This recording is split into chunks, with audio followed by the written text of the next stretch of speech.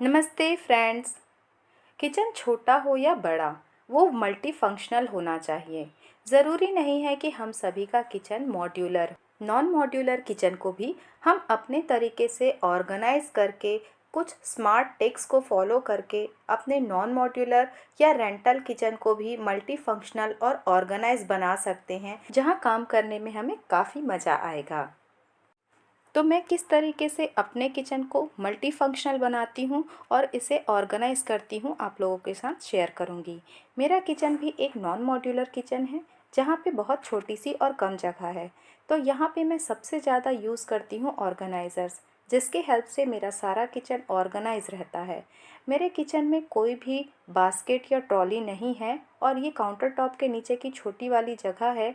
तो यहाँ पे मैंने 2 प्लास्टिक के बास्केट लगा रखे हैं और इन्हीं में मैं अपने सारे बर्तन रखती हूँ। बर्तनों को अलग अलग कैटेगरी वाइज डिवाइड करके रखने से वो आसानी से मिल जाते हैं और मिक्स भी नहीं होते। तो इसलिए मैं एक बड़े बास्केट के अंदर और एक छोटा बास्केट लगा के रख देती हूँ, जिसमें मैं सारे ग्लास और कटोरियाँ रख देती हूँ।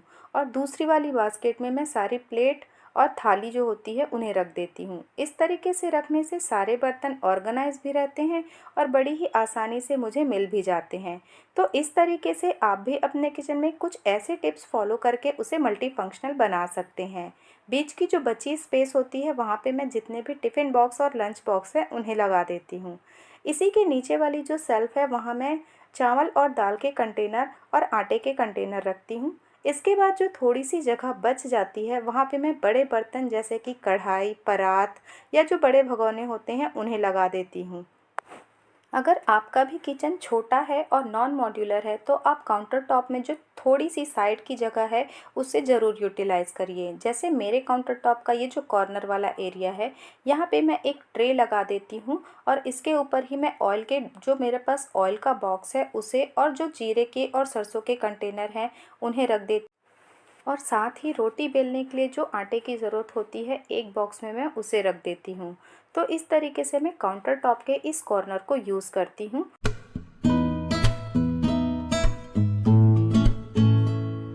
किचन के काउंटर टॉप का जो दूसरा एरिया है, साइड वाला पोर्शन है, यहाँ पे भी मैं कुछ कंटेनर, कुछ ऑर्गेनाइज़र्स और जितने भी कटलरी हैं उन्हें रखती हूँ। उसी के ऊपर मैंने यहाँ पे एक टी कॉर्नर भी बना रखा है। तो जब भी आपके किचन में स्पेस कम है, आपका किचन नॉन मॉड्यूलर है, तो आप वर्टिकल स्पेस को ज़्यादा से ज़्यादा यूज़ करने की कोशिश करिए। इससे आपके किचन में काफ़ी स्पेस भी क्रिएट हो जाएगा और आपको काम करने में भी आसानी होगी। तो यहाँ पे जो टी स्टेशन में ये जो वुडन रैक है, ये एक रैक है जो मैंने लगा रखी है और यहीं पे मैंने सारे कप को भी हैंग कर दिया है। हमारे पास जितने भी कंटेनर्स होते हैं, उनमें कुछ स्टील के होते हैं, कुछ कांच के होते हैं और कुछ सिरेमिक के होते हैं। तो कुछ कंटेनर जो ट्रांसपेरेंट होते हैं, उनमें हमने क्या रखा हुआ है वो तो हमें बड़ी ही आसानी से विजिबल हो जाते हैं। पर इस तरीके के जो स्टील के कंटेनर होते हैं, उनमें हमने क्या चीज़ रखी हुई है वे विजिबल नहीं होती है। इसलिए बेहतर है कि आप यहाँ पे उसको लेबल करके रखिए। उस कंटेनर में आपने जो भी फिल करके रखा है उसका नाम आप उस पर लिख दीजिए। इसके लिए ज़रूरी नहीं है कि आप मार्केट से किसी तरीके के स्टिकर खरीद के लाएं। आप इस तरीके के कोई भी कागज़ के टुकड़े कट करके और उस पे जो आपके पास मार्कर है या स्केच पेन है, उससे भी आप उसको मेंशन कर सकते हैं। तो इस तरीके से घर में रखी चीज़ों से आप अपना काम बना सकते हैं। जब घर में रखी हुई चीज़ों से ही काम बन जाता है, तो क्यों ही बाहर की चीज़ें खरीदना और उनमें पैसे वेस्ट करना।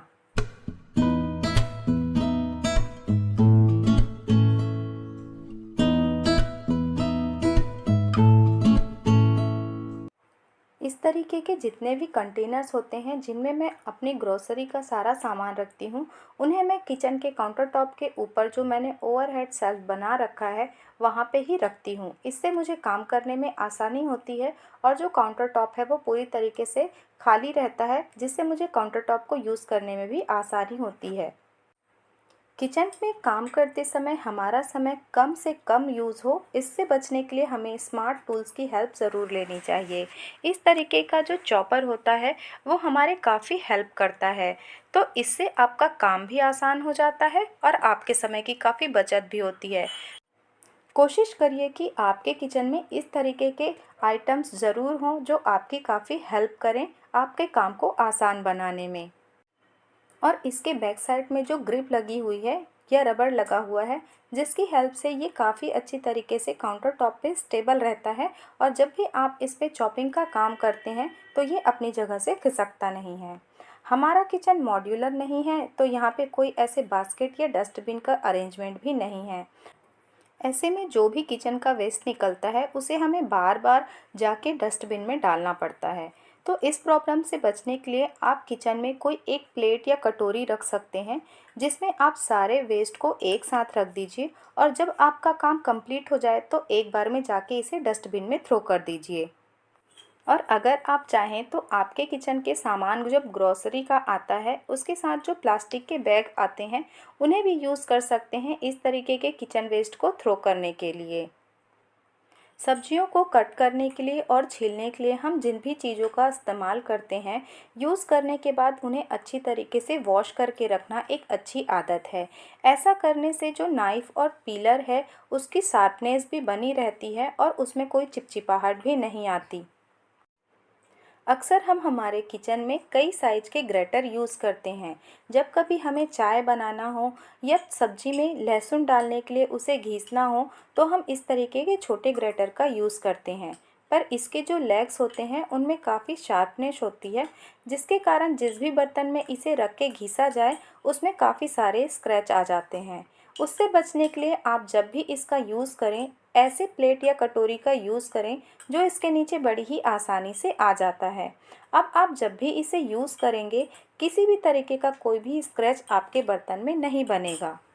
मैं किचन में थोड़ी सी ग्रीनरी ऐड करना प्रीफ़र करती हूँ, क्योंकि जब किचन में ग्रीनरी होती है तो वहाँ पे काम करने में भी काफ़ी पॉजिटिविटी की फ़ील आती है। अगर आज की वीडियो में आपको कुछ भी अच्छा लगा तो वीडियो को लाइक ज़रूर करिएगा और हमारी फैमिली का हिस्सा बनने के लिए हमारे चैनल को सब्सक्राइब ज़रूर करिएगा।